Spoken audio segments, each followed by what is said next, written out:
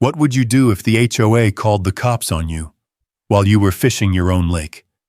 They called the cops on me for fishing my own lake, and that was the moment I knew something was dead wrong.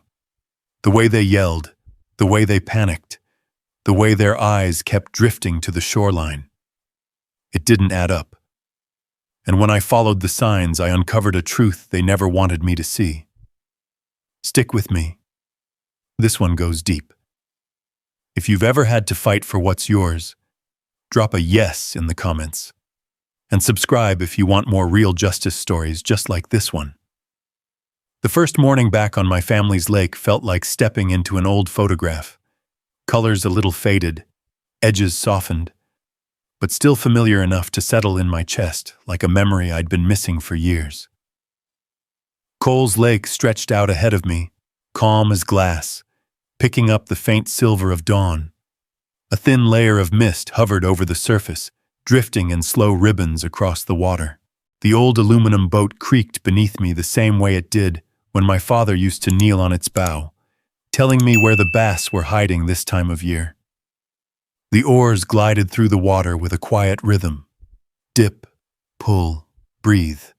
The kind of repetition that makes a man feel like he still belongs somewhere. I hadn't fished this lake in more than a decade, not since leaving Wyoming for engineering jobs that paid too well to turn down. But careers end, families thin out, and eventually you find yourself circling back to where your boots knew the dirt first. I cast toward the shallows, watching the line cut clean through the reflection of the cottonwoods leaning over the bank. The air smelled like pine sap and cold water, untouched, undisturbed. For the first time in months, my shoulders loosened. Then I heard it. A sharp voice tore across the stillness, slicing through the mist like a blade. "Hey, you! Stop! You can't be out there!" I turned in the boat, the aluminum rocking under my boots.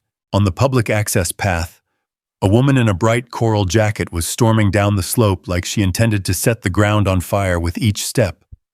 A clipboard bounced against her side, and in the other hand, she held a stack of printed papers gripped so tight the corners bent. Bethany Reed, HOA president of the newly built Lakeside subdivision. A name I'd heard from neighbors before I even unpacked my boxes. Strict, loud, and convinced paperwork carried the weight of the United States Constitution. She barreled to the edge of the water, breath puffing in white clouds. "You need to remove yourself from this lake immediately," she yelled, pointing at me like she was conducting an exorcism. "This is a violation of Emergency Lake Regulation 14C. You are trespassing." I blinked at her, trying to process the idea of being accused of trespassing on a lake that had been in my family for 3 generations. The deed, signed by my grandfather in 1954, sat framed above my fireplace. "Ma'am," I called back, keeping my voice even. "This is my lake. My property line runs around the entire shoreline. I'm not trespassing. I'm fishing in my own boat." She planted her hands on her hips. "No, this lake is shared use for the homeowners of Willow Ridge, and under emergency regulations, all recreational activity is prohibited until further notice." I'd spent 15 years reading blueprints, water flow diagrams, and reservoir policies. I knew when something was nonsense. This was pure nonsense. "Emergency regulation?" I echoed. "What emergency?" She snapped the papers up like a magician revealing the next trick. "This emergency, and you'll be receiving a fine of $5,000 for ignoring it." Her face was flushed, not from the cold, but from righteous fury, the kind of fury people get when they've never been told they're wrong. "I'm not paying any fine," I said. "And again, this is private property." Bethany didn't flinch. She didn't blink. Instead, with all the confidence of a woman who believed laminated paper could move mountains, she pulled out her phone. "Then I'm calling the sheriff," she announced. "Right now. You're interfering with community water safety." I wanted to laugh. I wanted to ask her if she had ever even read the original plat map of this lake. But the way she said water safety caught the edge of my attention. Too specific. Too rehearsed. too pointed for something she supposedly just discovered. She dialed without breaking eye contact. Yes, sheriff's office? I need an officer dispatched immediately. There's a man trespassing on restricted water and refusing to comply with emergency community regulations. I let out a long breath, leaning back as the boat gently rocked. The mist, the quiet, the peace, gone, replaced with a knot forming low in my stomach. Because something was wrong here. Not wrong in the noisy, dramatic way HOA problems usually happen. Wrong in a muttered between officials way. Wrong like someone had made a decision they hoped nobody would question. Bethany ended her call, chin lifted like she'd just summoned federal backup. They're on their way, she said, adjusting her jacket. I reeled in my line and rested the rod across my knees. The early light caught on the water, turning it a pale gold. But beneath that, beneath the calm surface, I felt something shift. Something I hadn't felt since working on dam inspections. A tremor, small, distant, but unmistakable, that told me the real trouble wasn't the noise on the surface. It was whatever was hiding underneath. Soft at first, almost too faint to notice, a siren began to rise across the valley. The echo bounced between the hills, growing louder as it approached the lakeshore. Bethany folded her arms, satisfied. But I only narrowed my eyes at the sound. Why, I wondered as the siren closed in, would anyone be this desperate to keep me from fishing my own lake? I dipped my fingers into the water, feeling the temperature, the slight drift of a current that shouldn't have been there. Something wasn't right. And that siren was bringing more than the sheriff. It was bringing answers. The cruiser rolled down the gravel road slowly, tires crunching against frost-hardened dirt.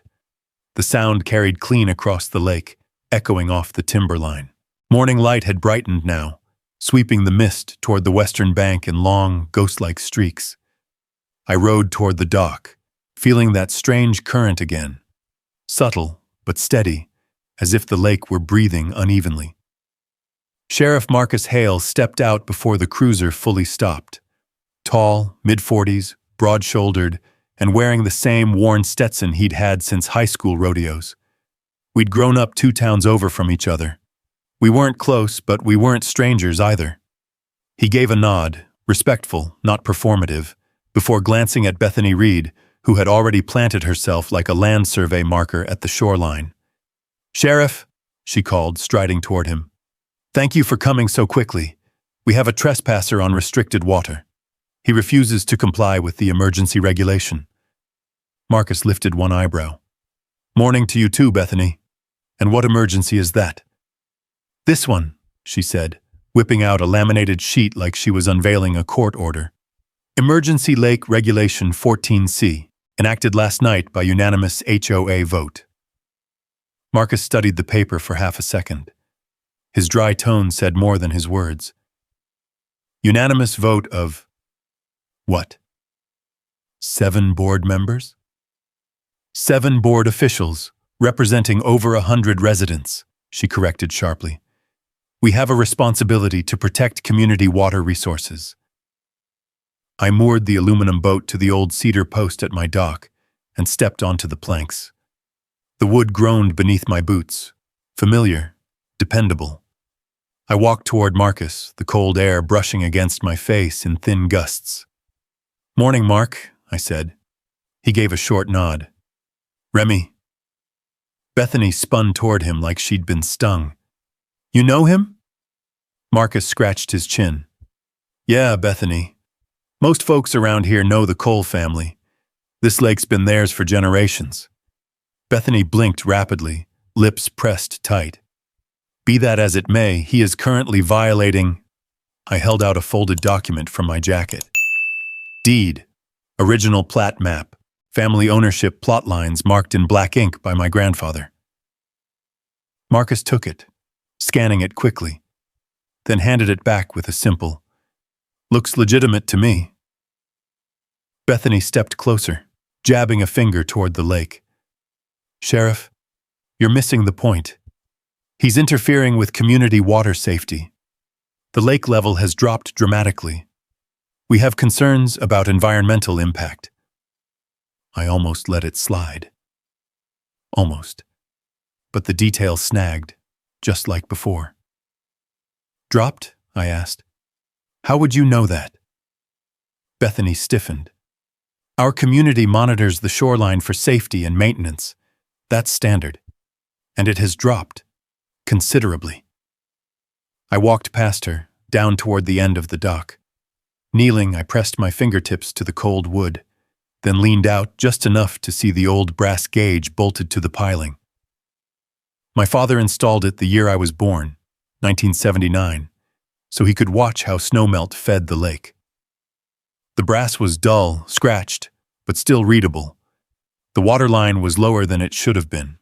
Not by much, but by enough. 6 inches, I murmured. Marcus looked over my shoulder. Seems right. 6 inches wasn't unheard of, but 6 inches after a week of storms? That was wrong. I dipped my hand into the lake.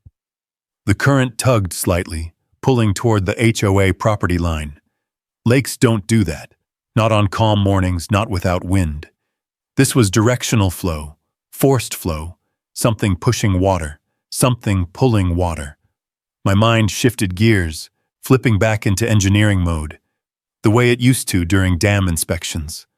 Flow patterns, pressure changes, hidden discharges, intake points disguised as erosion control systems. Bethany crossed her arms. See? The lake is unstable. That's why we issued the emergency regulation. For safety. Safety, I repeated, standing slowly. Or to keep people away from noticing something. Her face twitched. Marcus narrowed his eyes. Something like what? I pointed to a section of riprap along the HOA's walking path, about 40 feet downshore. The rocks bulged unnaturally, like someone had piled them too quickly, and between two stones, catching the light, something metallic flashed. Just for a second.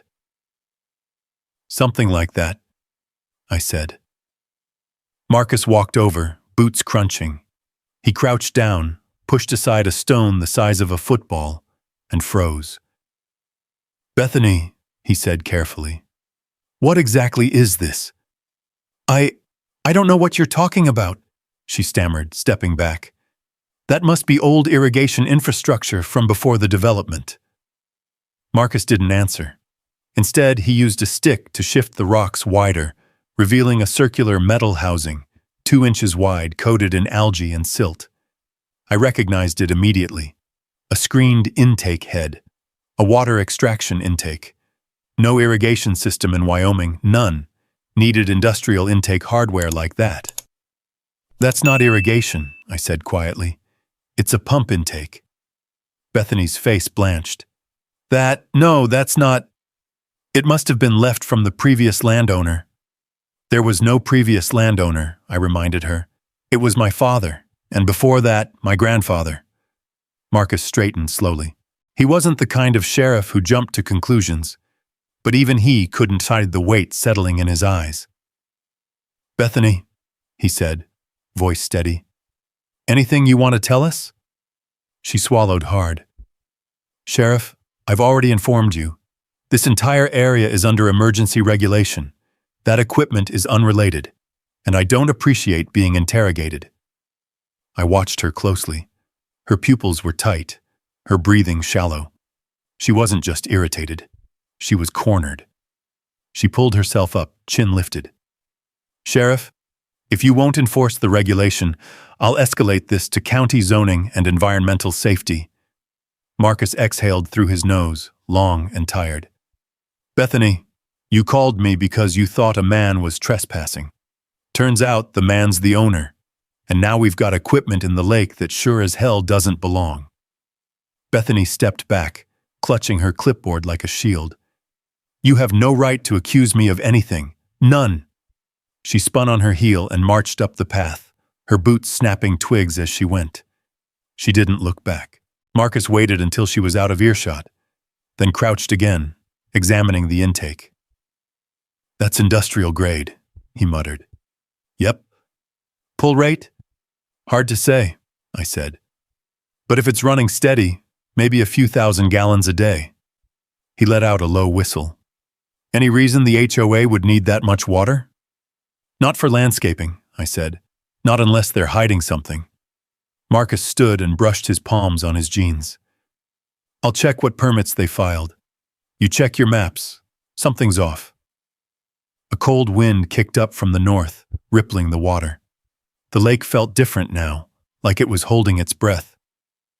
Marcus started back toward his cruiser, but paused, resting one hand on the roof. Remy, he said, voice low. Whatever's happening here, it's not about fishing. I nodded. I figured. You be careful. HOA pressure can get ugly when money's involved. I watched him drive away, gravel dust curling behind the cruiser. Then I crouched again at the edge of the dock, letting my fingers drift through the cold water. The faint tug of current pulled toward that intake. Steady, quiet, wrong. And for the first time since coming home, I felt a knot in my chest tighten into something sharper. 6 inches low, one hidden pipe, and an HOA president terrified of a man with a fishing rod. I stood, the wind shifting the mist around my boots. There was only one question left that mattered. What were they really pulling from my lake? The wind picked up as I walked back toward the house, carrying the smell of wet pine from the tree line. My boots crunched over the frost on the grass, the kind that settles deep in the earth and lingers long after sunrise. I tried to shake off what I'd just seen, an industrial intake hidden under riprap on a lake that had no reason to need one. But the image stayed with me. That metal glint felt like a warning. When I reached the porch, the old screen door groaned open like it was complaining about the cold. Inside, the house felt too quiet. I hung my jacket on the hook, still thinking about lake levels, water flow, pressure differentials, all the things that shouldn't be happening on a privately owned lake with nothing downstream but cattle and cottonwoods. A stack of envelopes sat on the wooden dining table. I hadn't noticed them earlier in the morning when I'd rushed out for the boat. Now, in the soft light coming through the windows, the envelopes looked almost staged. 3 of them bore the Willow Ridge HOA seal, dark green ink stamped at a slight angle. I picked up the first one, opened it, read it once, then again. A $4,800 water impact fee, due immediately. Impact fee for what? I'd barely moved in. The second envelope was heavier. I tore it open and found a printed notice. Mandatory lake disturbance inspection, 72 hours notice. Failure to comply may result in restricted lake access. The third envelope chilled me more than the December air outside. Emergency water safety. Access suspension, pending review. All 3 notices were dated yesterday, before Bethany had ever stepped foot on the lakeshore that morning. Before she yelled. Before she pretended she'd just discovered I was fishing. These were planned. This wasn't HOA panic. This was a setup. The screen door squeaked again, and someone knocked twice before pushing it open just enough to call my name. Remy? You home? Sarah Mitchell stepped inside, brushing snowflakes off her long wool coat. Her hair was tied back tight, her attorney posture already in place like she'd walked out of a courtroom and straight onto my porch. She'd always had that presence, steady, sharp, and calm in storms most people didn't even see forming. You sounded worried on the phone, she said, setting her briefcase on the table. Tell me everything. I handed her the 3 envelopes. She scanned each one, her brow tightening with every line she read. These all went out before you were confronted? Yesterday afternoon, I said, and Bethany acted like this morning was the first time she saw me near the lake. That's not an HOA oversight, Sarah murmured. That's premeditated enforcement. I ran a hand through my hair. Premeditated for what? She didn't answer. Instead, she moved to the window overlooking the lake. The mist had fully burned off now, revealing the clear blue stretch of water, not high enough, not the way it should have looked after several good storms. "You said the lake was low?" she asked, her reflection faintly visible in the glass. 6 inches, maybe more, and the currents pulling toward the HOA side. Sarah turned. Her eyes were sharp now, focused. "Show me." We stepped out onto the porch, boots sinking into the half-frozen mud as we made our way down to the shoreline. The cold air stung our cheeks, and the wind rippled the lake surface with small waves tapping against the dock pilings. Sarah crouched by the brass gauge, brushing away frost with her gloved hand. "Your father installed this?" "Yeah. He tracked lake levels like some people track church attendance." She examined the gauge. 6 inches low after a week of storms. "Remy, that doesn't happen naturally. Not on this type of reservoir." I nodded. That's what I thought. And look over there. We walked the shoreline until we reached the hidden intake. The disturbed rocks still lay exposed from when Marcus investigated. Sarah knelt down, pulling a small flashlight from her coat. Her breath fogged as she leaned in. "This is commercial grade, and recent. Whoever installed this knew what they were doing." She tapped the metal with the edge of a pen. "And they used corrosion-resistant housing. That alone costs a few $1,000s. Any idea who would install something like this?" She sat back on her heels, thinking. "In this county? Only a handful of contractors handle industrial water installations, but permits would be required. And if they forged the permit, then they're hiding something bigger." The wind gusted again, rattling the brittle branches of the shore willows. "I'm telling you," I said quietly. "Bethany called the sheriff not because I was fishing. She called because she didn't want me near this pipe." Sarah stood slowly, brushing dirt from her gloves. "I agree." We walked back toward the house. The lake shimmered under the noon light. Beautiful, peaceful, and now suspiciously altered. Inside, Sarah sorted the letters on the table. "These notices are all part of the same pattern," she said. "Pressure, intimidation, manufactured violations. They wanted you scared enough to stop coming down to the water. Or stop noticing the water drop?" She nodded. "Or that." My phone buzzed, vibrating against the wooden table. A text from Marcus. "Meet me by the HOA pump shed. You need to see this." Sarah and I exchanged a glance. Something cold twisted in my gut, an instinct from years of reading engineering failures before they made the news. "What do you think he found?" she asked. "Something that explains the current," I said, "and the missing water." I grabbed my jacket, Sarah her briefcase. The wind slammed the door shut behind us as we stepped out into the sharp Wyoming air. The pumps were running again. I could hear them now, steady, hungry, wrong. And whatever Marcus had discovered, I had the feeling it was only the beginning. The HOA's pump shed sat at the edge of their landscaped walking path, half hidden behind rows of neatly trimmed junipers meant to make the place look natural. The wind whipped across the lake as Sarah and I walked toward it, stirring dust along the gravel and sending a shiver through the cattails bending in the shallows. From a distance, the shed looked ordinary. Tan siding, padlocked door, a couple of fake security signs. But the closer we came, the more I felt a low vibration under my boots. Not imagined, not subtle, mechanical, constant, strong. Marcus stood waiting with his thumbs hooked in his belt and his hat pulled low to block the wind. He glanced up as we approached, the concern in his eyes unmistakable. "You heard it?" he asked. "Hard to miss," I said. Sarah nodded. "That's industrial grade, not HOA sprinklers." Marcus motioned for us to follow and stepped behind the shed, where the junipers concealed a service hatch I hadn't noticed before. He crouched and pulled away dead branches, revealing a steel access panel bolted into the ground. Fresh bolts, no rust, no weathering. "This wasn't here 2 months ago," he said quietly. You know how many new installations the HOA reported? How many? Sarah asked. None, Marcus replied.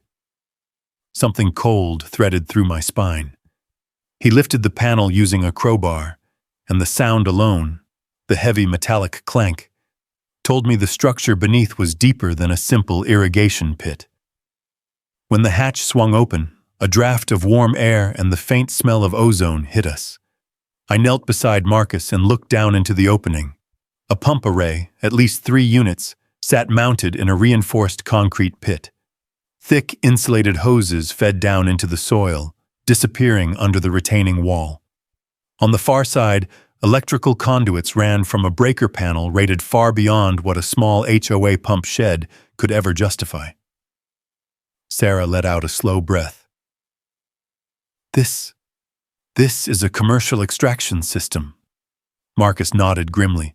And unless the HOA suddenly decided they were a water utility, it's illegal as hell. I climbed down the access ladder, feeling the vibration grow stronger with each rung. The noise was louder inside, like 3 giant hearts beating out of sync. The pump heads were warm to the touch. The pressure gauges were pinned high, pushing the limits of their design. I traced my fingers along the manufacturer label. Fenley Industrial Water Systems, Model 6100X. I knew that model. I'd supervised installations for smaller towns when upgrading old supply lines. This pump didn't belong in any HOA. This belonged in municipal work, agricultural draw, or large-scale commercial filtration. Then I saw the permit placard zip-tied to the intake manifold. Permit Summer MR 4421 approved. County Water Management. Only one problem. County permits have barcodes, I said. This doesn't. Sarah grabbed the placard and flipped it over. The ink is too fresh. This was printed days ago. Marcus swore under his breath. And Bethany tried to fine you for fishing? They're stealing water and acting like you're the criminal. A new hum caught my ear. The sound of a pump shifting cycles. I stepped to the back of the pit and found the intake manifold. A clear inspection window revealed something alarming. Flow, strong flow, coming from one direction, the lake. They're draining it, I whispered. Actively. Sarah knelt beside me, her voice low. At this rate, how long until someone notices? I did rough math in my head. If all 3 pumps run full output, thousands of gallons an hour. Enough to drop the lake inches every few days. Marcus whistled softly. And I thought HOA fines were the worst of it. I climbed out of the pit and stood on the path, staring across the lake. The water shimmered, deceptively peaceful. Birds flitted around the cattails. A breeze rippled the surface. But beneath that picture-perfect view, a vacuum was quietly pulling the lake dry. Sarah straightened, pulling out her phone. I'm running the permit number. She typed quickly, waiting as the wind rustled the papers inside her briefcase. Then her face froze. What is it? I asked. Her voice tightened. The permit number is fake. Fake as in, there is no permit MR 4421 filed in this county. And look at the contractor listed. She turned the screen toward us. Mountain Ridge Water Services. Owner, Jacob Jake Mercer. I recognized the last name immediately. Bethany Reed's brother. My jaw tensed. The pieces were falling into place, but every new one made the picture worse. Sarah folded her arms. This isn't HOA overreach anymore. This is theft. Marcus looked back toward the HOA neighborhood, a tightness settling in his shoulders. I can't make arrests on suspicion alone, but forged permits? Unauthorized extraction equipment? This is felony level. And the water level, I added. Nature won't hide this forever. Sarah's phone buzzed again. She glanced down and frowned. And there's more. Mountain Ridge has no public licensing, no website, no documented work history. It's a shell contractor, set up to look legitimate until you actually dig. Who authorized payment? I asked. She smirked without humor. Take a guess. We all knew. Bethany. The woman who screamed at me for fishing was quietly draining the lake beneath her residents' feet and using family members to do it. Marcus walked a slow circle, boots crunching against gravel, trying to think. I'll check county filings. If this was done under the table, someone else might be involved. Inspectors, zoning officials, utilities. He didn't finish the thought, because we all understood it. This wasn't small. This wasn't petty HOA behavior. This was organized, planned, deliberate. What's the next move? He asked. Sarah closed her briefcase, her jaw set. Document everything. Records, photos, water levels, equipment serials. If they forged permits, we're dealing with criminal activity. We need airtight evidence. Marcus nodded. I'll handle anything on the law enforcement side. Just be careful. People who rig up operations like this don't always like being exposed. I crouched one last time at the shed's edge, feeling the vibration with the palm of my hand. Hard, insistent, relentless. Not a machine built for convenience. One built for extraction. And as I stood, the truth settled in like cold sinking into bone. This wasn't about a lake. This was about money. And Bethany Reed wasn't afraid of me fishing. She was afraid of me noticing. The pumps droned on, steady as a heartbeat gone wrong. And I knew, absolutely knew, we were only scratching the surface of something much bigger. By the time Sarah and I returned to my truck, the wind had picked up enough to push dust across the road in long, thin trails. Dry winter grass bowed in the gusts, whispering across the fence line like it wanted to warn us. I turned the ignition, and the old engine rumbled awake, echoing across the empty stretch of fields between my property and the next. We need more than suspected theft and forged permits, Sarah said, buckling in. We need a pattern, neighbors, witnesses, proof of impact. I nodded. I know where to start. Don Sanders lived 1.5 miles down the old ranch road, one of the last original families still holding land near the lake. His place was quiet, tucked between rolling sagebrush hills and a line of weather-beaten cottonwoods that leaned over the creek like tired sentries. The road to his house was rutted from years of cattle drives, and my truck bounced over it with familiar groans. When we pulled up, Don was standing outside his shed, leaning on a shovel like it was a third leg. 70 years old, hat patched 3 times, beard long enough to tuck into his shirt when the wind kicked up. The kind of man who measured a day not by hours but by fences mended. He waved once. Heard your truck a half-mile out. That old thing still holding together? Barely, I said as I stepped out. Got a minute? Got several, Don replied. What's on your mind?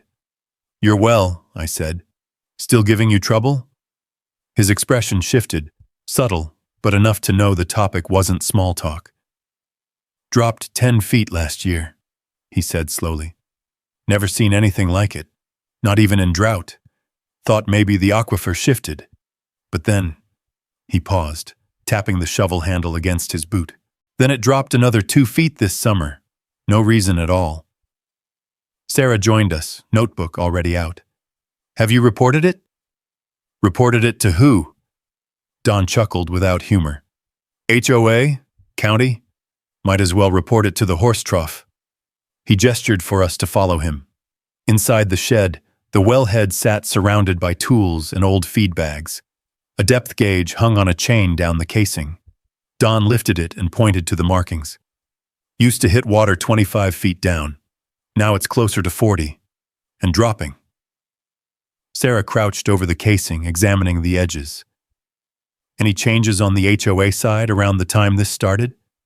Don scratched his beard. Funny you ask. They put up that fancy landscaping, irrigation lines, pipes, new shed, about a year or 2 before the first drop. Told us it was for beautification. I traded a look with Sarah. Industrial pumps disguised as beautification. Classic. Don frowned.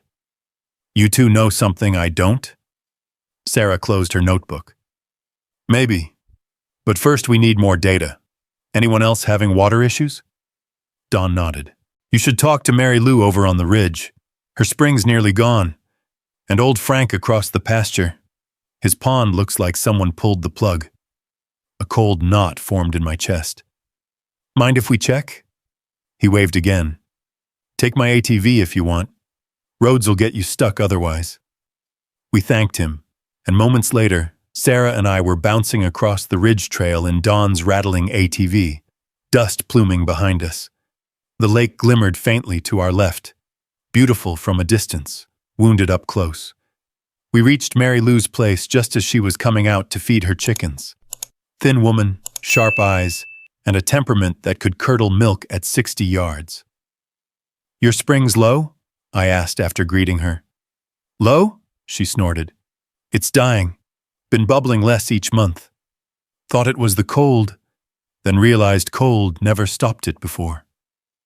Sarah walked to the spring pit. Where water should have been overflowing, a thin trickle dribbled along the rocks. The sound was wrong, small, weak, like a creek losing its voice. Mary Lou folded her arms. 3 generations we've had that spring. Never changed. Now it's nearly gone. HOA says it's seasonal fluctuation. I told him I've seen more seasons than their whole board has hairs on their heads. Sarah wrote more notes, her breath fogging. Any new construction nearby? Any new water lines? Mary Lou pointed downhill. That development of theirs, Willow Ridge, bunch of new houses nobody asked for. The same HOA that tried fining me. The same HOA with a secret pump pit. The same HOA led by a woman determined to keep people away from the lake. We left Mary Lou's place and drove to Frank's ranch. His pond, normally full year-round, was now a muddy bowl with cracked edges. Ducks paced the perimeter, confused, honking in protest. Drought? He asked, meeting us at the fence. No, I said. Something else. He shook his head. Figures. Ever since that HOA went in, stuff's been strange. Water levels, bills, inspections, bunch of nonsense. As we walked the perimeter, Sarah whispered, 3 separate properties, same symptoms, all bordering HOA land, same timeline as the pump installation. And all happening quietly, I added. Too quietly. The wind gusted, kicking up dust. Sagebrush rattled against the fence posts. The far-off hum of the pumps drifted across the valley again. Steady, mechanical, unrelenting. Let's get back, Sarah said. We have enough to establish a pattern. But the day wasn't done with us yet. When we reached my house, twilight had settled over the lake, painting it bronze under the setting sun. I stepped out of the ATV and froze. In the stillness, beneath the rustle of trees, the pumps were louder. Not steady this time. Faster. Greedy. Like someone had flipped them to a higher draw rate. Sarah heard it too. They're increasing output. Which means they know something, I said. Or suspect something, she countered. Either way, it wasn't good. I walked to the shoreline, staring out at the water. The surface moved strangely, more current, more pull. The lake wasn't just low, it was being drained. I exhaled, breath visible in the cold air. They're not just stealing water, they're accelerating it. Sarah joined me, folding her arms tight against the wind. Then we need to move faster than they do. I stared across the lake toward the dark shadow of the HOA property. Under the moonlight, the pumps drummed louder, hungry, relentless. And that was when I knew. Whatever this operation was, it wasn't small, it wasn't careless, and it wasn't new, it was deliberate, hidden, and spreading. And if we didn't stop it soon, Coles Lake, and everything fed by it, would be gone. By the time night settled over the valley, the wind had died, and the world felt unnervingly still. the kind of stillness that hangs in the air before a storm breaks loose. The moonlight cast a pale sheen over the lake, turning the ripples into tiny silver teeth gnawing at the shoreline. Standing on the dock, I could feel it, an unnatural pull beneath the surface, like something was dragging the lake downward inch by inch. Sarah stood beside me, her arms wrapped around her coat, breath fogging in the cold. "We have patterns, witnesses, and physical evidence," she said quietly. "But we need proof the water levels are being altered in real time." "They're siphoning more every hour," I murmured. "If they crank the pumps again tonight, we'll have measurable drop by morning." "Then we measure it," she said. "All of it." We spent the next hour documenting the shoreline by flashlight. The lake's moonlit surface reflected in the photographs, calm on top, hiding its wounds underneath. I measured the depth at multiple markers, dock pilings, shoreline rocks, gauge points my father had maintained his whole life. Sarah wrote everything down with lawyer precision. Evidence gathered, time-stamped, logged. But the deeper truth wasn't in the numbers. It was in the silence. An eerie, unbroken quiet hanging over the land that had once been full of nighttime sounds. Owls, cattle, coyotes. Tonight, only the distant thrum of pumps filled the air. "This isn't just an HOA stunt," Sarah murmured. "Someone invested serious money into those pumps. That's not an HOA budget operation." "Bethany's brother," I reminded her. "Shell contractor. No public record. And likely no real oversight," she added. The cold sank deeper, biting at our faces as we walked up to my porch. The old boards creaked under our boots, steady, familiar, the only thing tonight that felt predictable. Inside, the fire crackled softly in the stone hearth, casting shadows across my late father's maps spread across the table. His handwriting, precise block letters, notes in the margins, arrows marking underground flows, guided me like a voice reaching across time. I placed my hand over the main watershed diagram. "He knew this land better than any engineer alive," I said. "If the pumps are tapping the recharge line he marked here," I pointed to a small jagged symbol my father always used for subsurface flow. "They're draining more than just the lake." Sarah leaned in, her eyes scanning the notes. "How many properties depend on that recharge line?" "Dozens," I said. "Up-valley ranches, springs feeding smaller ponds, even some houses in the neighboring county." Her mouth tightened. "Then this is bigger than we thought." "And more dangerous," I added. A knock rattled the front door. 2 taps, a pause, then one more. The rhythm was familiar. Marcus. I opened the door to find him on the porch, shaking off the cold. His sheriff's jacket carried the scent of pine and diesel, and his breath came in visible bursts as he stepped inside. "Got news," he said, "and none of it good." He joined us at the table, scanning the maps as if trying to see what my father saw. Then he pulled a folded sheet of paper from his jacket and placed it beside the maps. "County water filings," he said. "Look at the dates." Sarah picked it up. "These were approved months ago." "Yeah," Marcus said. "But the inspector who signed them? Retired 2 years before the approval date." A silence settled over the room, heavy, cold, and unmistakably dangerous. "They forged the inspector's name," Sarah said. Marcus nodded. "And the electric company records show higher usage around the HOA's pump shed going back 5 years. 5 years? I echoed. "They've been pulling water that long?" Marcus shifted in his chair. "Remy, I think the pumps have been upgraded over time. Maybe started as small extraction. Then they expanded. Maybe because they thought no one would notice."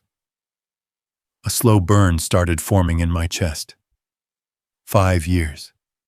5 years my father had been gone. 5 years I'd been away working contracts in other states. 5 years they had quietly tapped the lake, my father's lake, and drained it to supply whatever operation they were running. Sarah closed her briefcase with a decisive click. "We need to move, fast. before they realize we've been investigating. They already suspect, I said.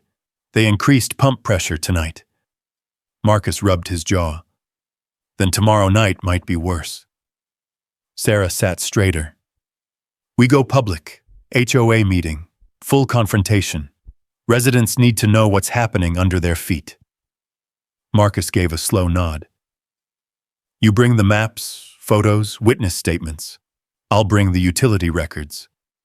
And we request state involvement, Sarah added, on the spot. That way Bethany can't run interference. The plan solidified between us. Simple, direct, and destined to hit like a hammer. But the night wasn't finished with us. A sudden hum vibrated the windows, louder than before. All three of us turned toward the lake.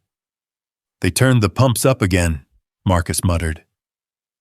I stepped onto the porch, gripping the railing. The wind picked up, rustling the dried grass. The moonlight shimmered across the lake's surface, but something was wrong. The water line looked lower than it had an hour ago. Not by much, but by enough. Sarah joined me, her breath tightening. They're accelerating extraction. Marcus swore under his breath. Bethany's scared. She's trying to take as much as she can before someone shuts her down. I stared across the lake, jaw tightening. Then we shut her down tomorrow. For a moment, the three of us stood in silence, listening to the faint hum that had started all of this. The pumps pulling water from land that didn't belong to them, draining a lake protected by my family for over 70 years. Tomorrow would change everything. But tonight, we prepared. Sarah spent the next few hours organizing every piece of evidence into a neat, airtight sequence. Marcus verified every record he'd pulled, and I walked the property with a lantern, checking markers, measuring water drop, logging positions on my father's old survey map. The house eventually grew quiet. The wind died down. The lake settled into uneasy stillness. And when everything was ready, Sarah placed one last folder on the table. Bold black letters across the front. Water theft. Federal. The fire crackled once, as if agreeing. The silence before the strike had ended. Tomorrow, we were going to war. Morning broke with a brittle cold that clung to everything. The fence rails, the meadow grass, the cedar boards of my porch. The sky was a washed-out blue, cloudless, sharp as glass. It felt like the kind of day where anything could break. The HOA meeting was scheduled for 10 a.m. at the Willow Ridge Clubhouse. By 9, Sarah had triple-checked the evidence folders. Marcus had confirmed the investigators were en route, and I had measured the lake level again. Another inch gone. The pumps were still running, still hungry. As we drove toward the development, a line of SUVs crawled ahead on the paved road, a convoy of worried homeowners. The manicured lawns, stone mailboxes, and trimmed hedges of Willow Ridge stood in sharp contrast to the ranch land behind us. The HOA's new clubhouse sat at the top of the hill like a polished monument. White siding, metal roof, oversized windows built for showing off views they didn't own. People gathered outside in coats and scarves, murmuring anxiously. Some clutched papers, others crossed their arms, but all wore the same look. They sensed something was very wrong. Bethany Reed stood near the entrance, flanked by 2 board members. She wore that same coral jacket, zipped this time, with a self-righteousness so thick she could have bottled it. When she saw me walking up with Sarah and Marcus, her expression curdled. "You don't belong here," she snapped. "This is an HOA meeting for residents." Sarah stepped forward. State law allows landowners directly affected by HOA actions to attend, and Remy is more than affected. Bethany's eyes narrowed. "You have no standing." Marcus held up a folder. "He does now." Bethany stiffened. "Sheriff, this is a private matter." "Not anymore," he said evenly. "Not when public resources are involved." Her jaw clenched, but she didn't argue further. She turned and stormed inside, heels clicking like she was trying to crack the tile. Inside the clubhouse, folding chairs filled the room. Residents whispered as we entered. A projector hummed softly at the front of the hall, the scent of coffee mixed with winter air. But beneath it all hovered something darker: fear, tension, suspicion. Bethany strode to the podium. "Good morning, everyone. I called this emergency meeting to address a serious threat to our community water safety." A few people nodded, confused. Others exchanged uneasy glances. She clicked the remote. A slide popped up. Illegal lake activity. Community at risk. My name was printed in bold red letters across the bottom. I felt my stomach tighten. "This man," she continued, pointing directly at me, "was caught disturbing the lake ecosystem without authorization. He is intentionally damaging water resources our community depends on." A ripple of gasps spread through the room.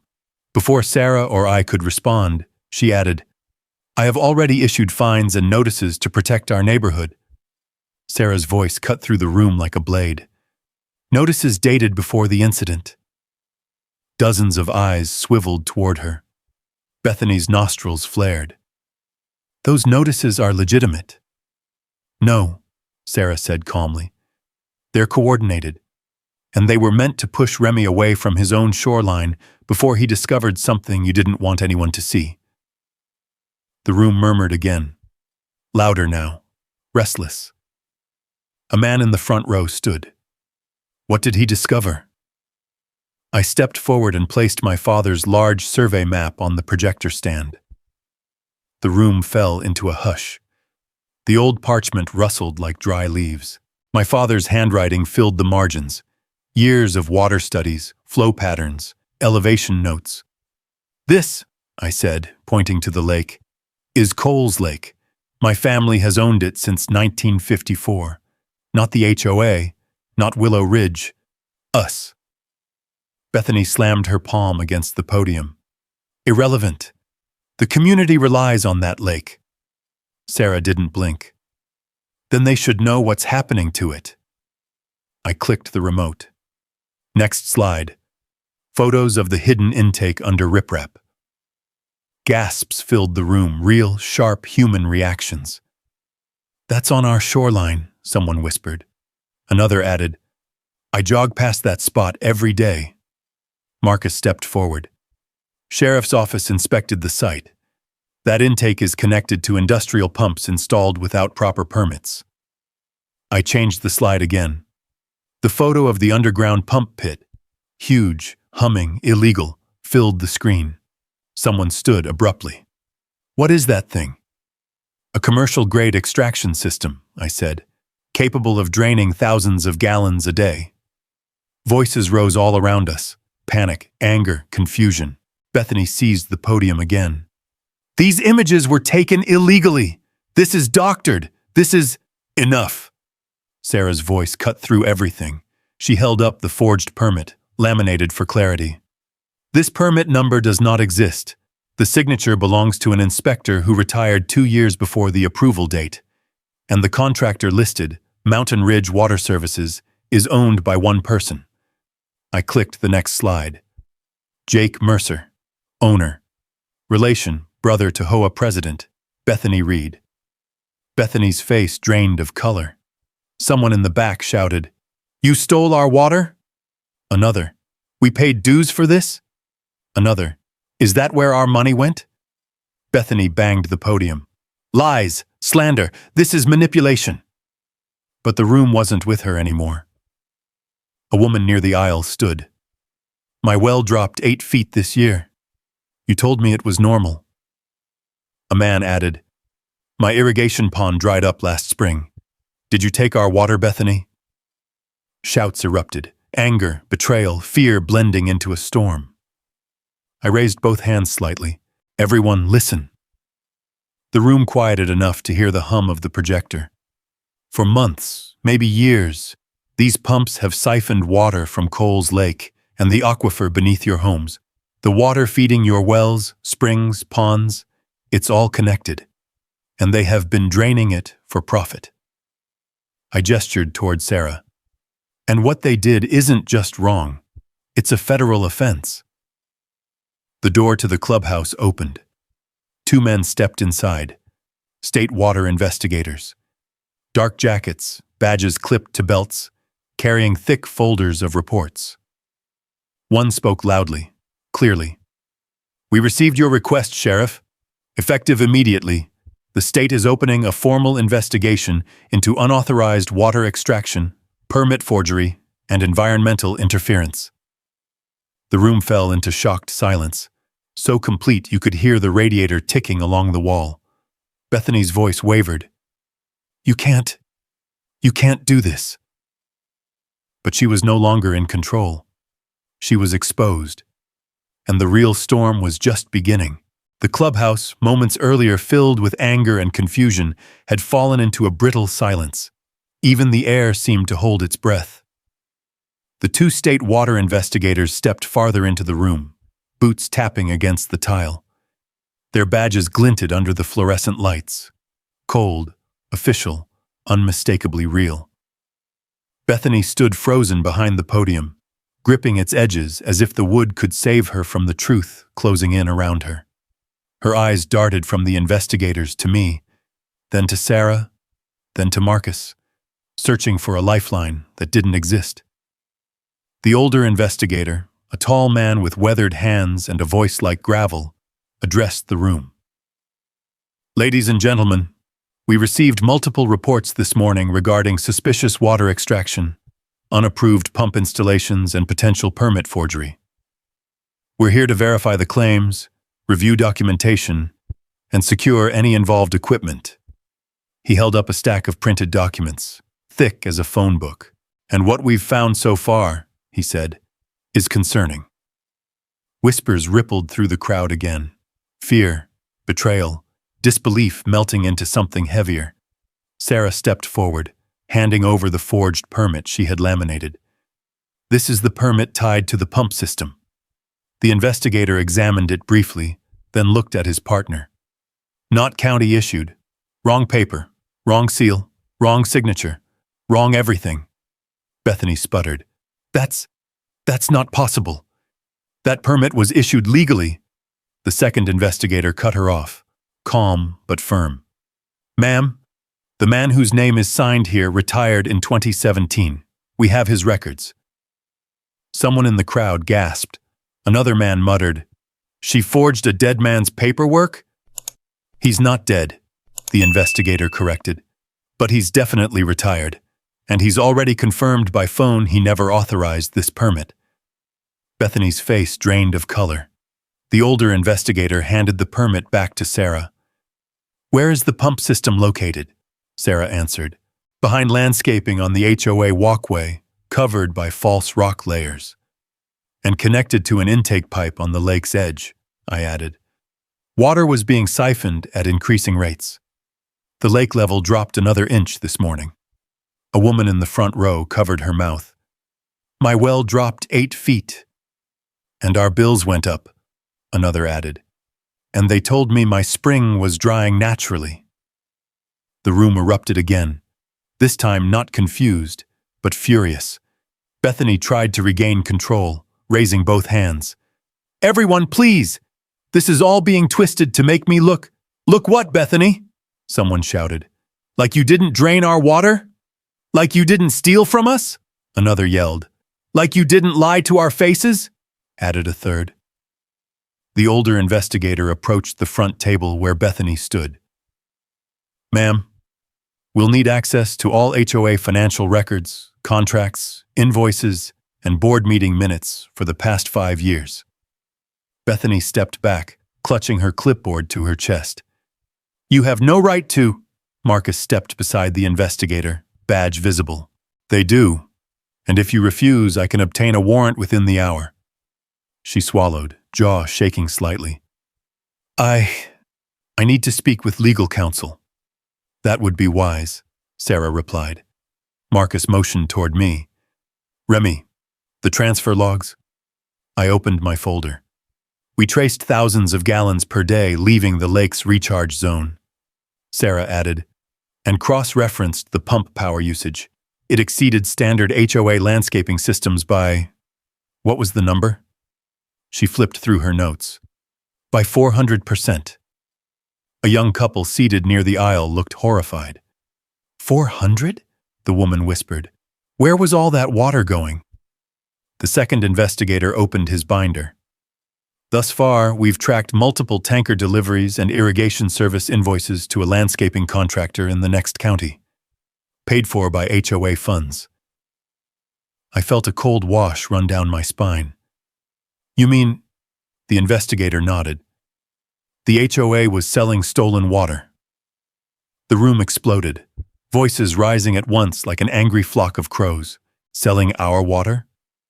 With our dues? For how long? What else did they steal? Residents were standing now, pointing at Bethany, shouting accusations she could no longer dodge. Her board members stepped away from her slowly, as if afraid association alone could sink them. Sarah raised her voice. Everyone, listen. The room quieted enough for her to continue. This operation was designed to look legitimate. Fake permits, shell contractors, hidden intake lines, unauthorized equipment. And it ran for years because no one questioned rising HOA dues or water usage. Marcus added, and because extraction happens quietly, most people don't monitor water levels closely enough to notice until it's too late. And it nearly was, I said. If the pumps ran at last night's rate for another week, Coles Lake would have dropped to record lows. Wells around the valley would have collapsed. A heavy silence settled over the room. The older investigator stepped forward. Ma'am, he said, addressing Bethany directly, we will need to shut down the pump system immediately. No! Bethany snapped, the last flicker of defiance sparking behind her eyes. You can't shut it down. People rely on that water. You mean the people you're selling it to? Asked a man near the back. Her voice cracked. You don't understand. I think we understand perfectly, Sarah said softly. The investigator turned to the crowd. The state is issuing a stop order on all water extraction. Effective now. Equipment will be seized for evaluation. And charges? Someone asked. That depends on the investigation's findings, the investigator replied.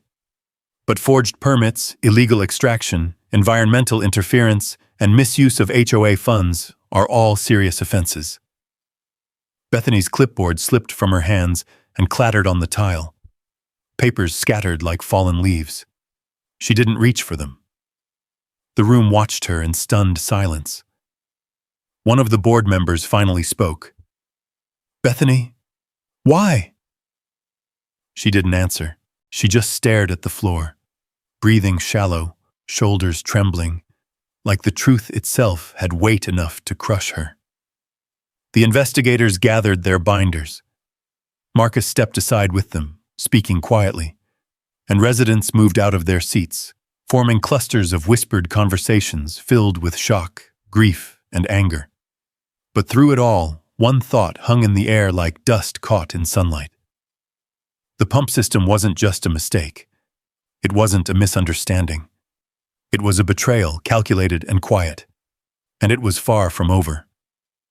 The meeting had ended in chaos, but the echo of outrage still clung to the night air long after the last resident stormed out.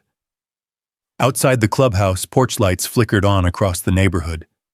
The mountains were silhouettes against a darkening Wyoming sky, and a cold wind pushed down the valley, restless, unsettled. I walked back toward my truck beside Sarah and Marcus, evidence folders under my arm. The gravel crunched under our boots as faint voices drifted from the clusters of neighbors still gathered in tense circles. Angry, scared, betrayed. Sarah exhaled slowly, crossing her arms against the chill. I've seen HOA abuse before, she murmured, but nothing like this. Marcus nodded. This was theft disguised as governance, and we're still missing a few pieces. I looked back at the clubhouse, where the investigators were securing equipment. She's not done fighting, I said. Bethany's the type to push even when she's cornered. You're right, Marcus answered. But tonight, she doesn't get a say. Before I could ask what he meant, his radio crackled. Unit 3, return to the HOA clubhouse. Warrant confirmed. Proceed. Marcus lifted the radio to his mouth. Copy that. En route. He turned to me, jaw set. Stay close.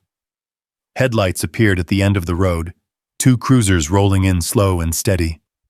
Their beams swept across the clubhouse walls, catching the reflective lettering of the posted HOA rules. The sight almost felt symbolic, the law shining a light on the lies.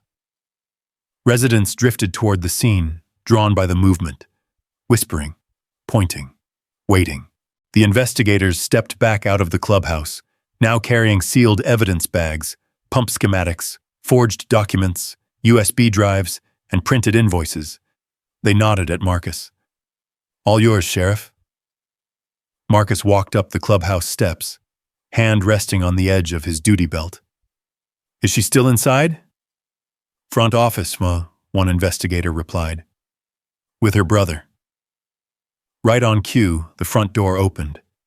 Bethany emerged first, hair disheveled, her navy blazer wrinkled and damp with sweat.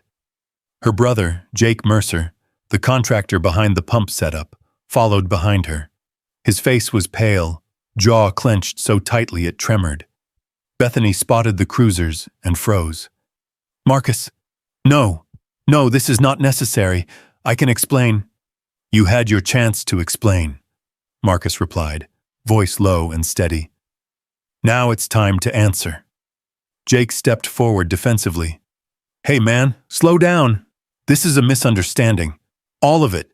We were just running unpermitted industrial pumps on private land, Sarah finished sharply, forging state permits, using HOA dues to fund illegal extraction. Jake glared at her. You don't know what you're talking about. I know enough, she said. Bethany tried again, her voice breaking. Please, let me talk to the board. Let me fix this. I didn't mean for it to go this far. Marcus shook his head. Intent doesn't erase evidence. He lifted a folded document from his breast pocket and opened it.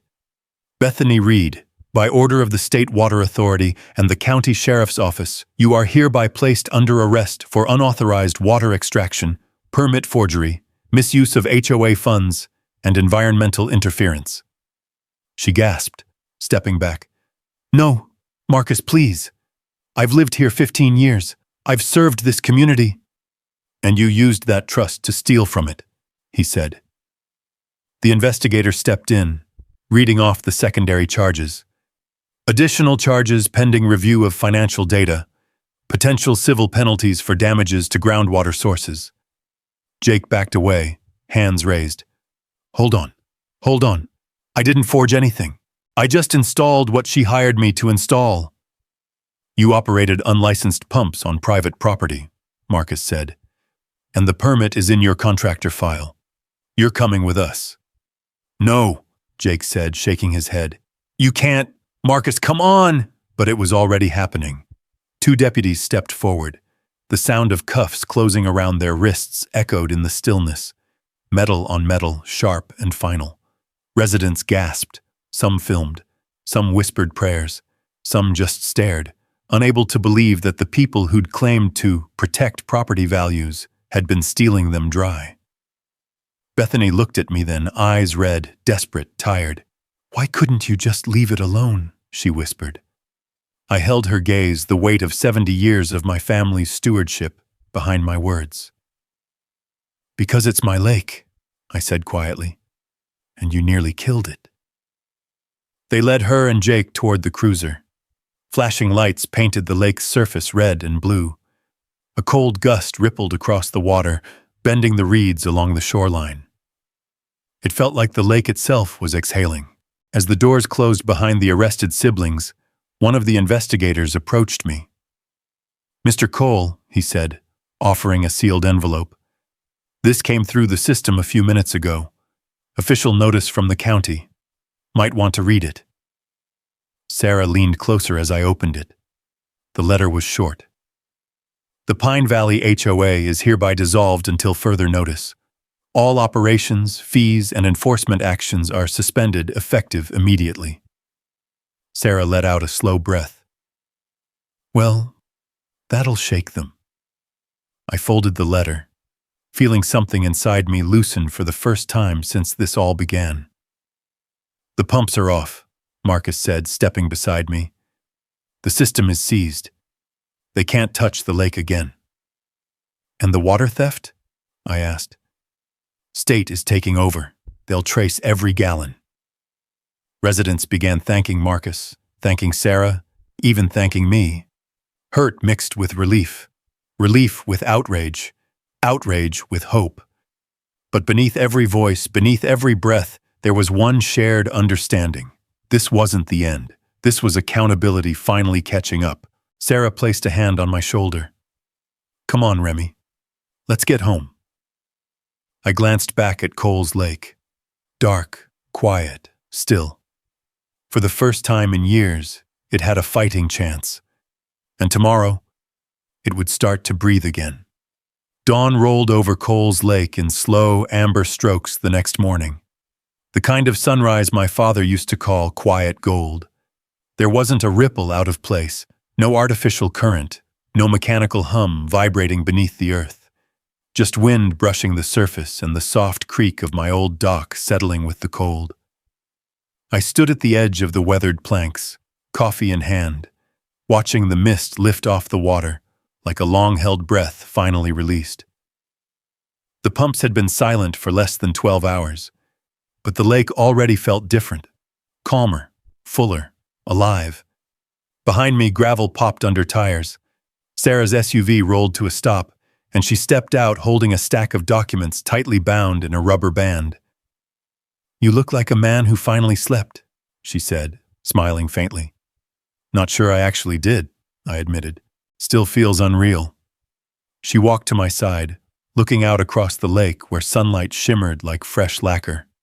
Well, believe it. The court issued the emergency injunction at midnight. Every one of Bethany's accounts is frozen. Jake's company, too. What about the charges? I asked. She handed me a copy of the filing. The seal caught the morning light. Multiple counts, she said. Water theft, permit forgery, misappropriation of HOA funds, environmental interference, and pending review of damage, potential federal involvement. I exhaled slowly. She really thought she could get away with it. People always do until someone who knows the land pushes back. Bootsteps approached behind us. Marcus Hale emerged from the trail behind my cabin, sheriff's jacket zipped up tight, hat pulled low. He was smiling, tired, but satisfied. Morning, folks, he said, hands sliding into his pockets. Thought I'd stop by before heading into the office. You check the pumps? I asked. All tagged, sealed, and under state possession. They'll be torn out after the investigation's complete. And the HOA? Dissolved. Effective immediately. The word hung there. Final. Weighty. Deserved. Marcus stepped onto the dock beside me. Together we listened to the water lap against the pilings. For a moment, none of us spoke. He elbowed me gently. You know, Remy, they picked the wrong lake. Sarah chuckled. The wrong engineer. I shook my head. They picked the wrong family. I set my coffee down, crouched near the edge, and dipped my hand into the water. It was cold, clean, steady. My grandfather used to say, a lake will tell you when it's hurting, and it'll tell you when it's healing. Today, it was healing. Sarah placed a folder beside me. There's something else you should see. Inside was the court's preliminary compensation order. Damages awarded to me for loss of water, environmental disruption, property impact, legal fees. Enough to restore the lake fully, and then some. I felt a weight leave my chest. This will cover everything. And more, she added softly. Behind us, the wind rustled through the pines, carrying the scent of morning sap. Birds returned to the shallows where the pumps once drained the earth dry. Across the lake, reeds stood straighter than they had in years, no longer beaten down by the artificial pull. Then something caught my eye. Movement near the far shore.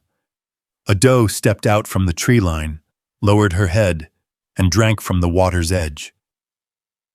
She paused, as if listening, then continued drinking peacefully. Marcus saw it too. Haven't seen deer down here since those pumps went up. Nature keeps score, Sarah said. It always has. We stood there until the sun cleared the ridge. Warm, bright, unchallenged. Finally, I walked back to my cabin, lifted the old wooden tackle box passed down from my father, and grabbed my fishing rod leaning beside the door. The cork handle fit perfectly in my grip, familiar and worn from decades of use. Going out? Marcus asked. I nodded. Been a long time since I fished this lake without someone trying to arrest me. They laughed softly as I eased into my aluminum boat. The old metal hull groaned, welcoming familiar weight. I pushed away from the dock, the water parting in gentle ripples. Further out, the lake deepened into its true color, rich blue with hints of green. The same color it used to be when I was a boy. I cast my line toward the channel where the bass liked to hide, the lure plunking softly through the stillness. Then I leaned back, letting the breeze carry the last of the tension from my shoulders. Behind me, Sarah's voice floated across the water. Looks like the lake's back. I smiled, eyes fixed on the horizon. This lake survived my grandfather, I said quietly. My father. And now me. A tug on the line, gentle but sure. It'll survive anyone who tries to steal it. The rod bent, the water broke, and for the first time in years, Cole's Lake felt whole again, free, restored, protected, and alive. The final ripple settled into stillness as the morning sun claimed the water. Justice had taken its time, but it had come, and the lake breathed. If you've ever stood your ground for what's yours, drop a simple yes in the comments, so I know I'm not alone out here. And if you believe justice still belongs to folks who do right and tell the truth, stick around and hit subscribe. I've got more stories coming your way.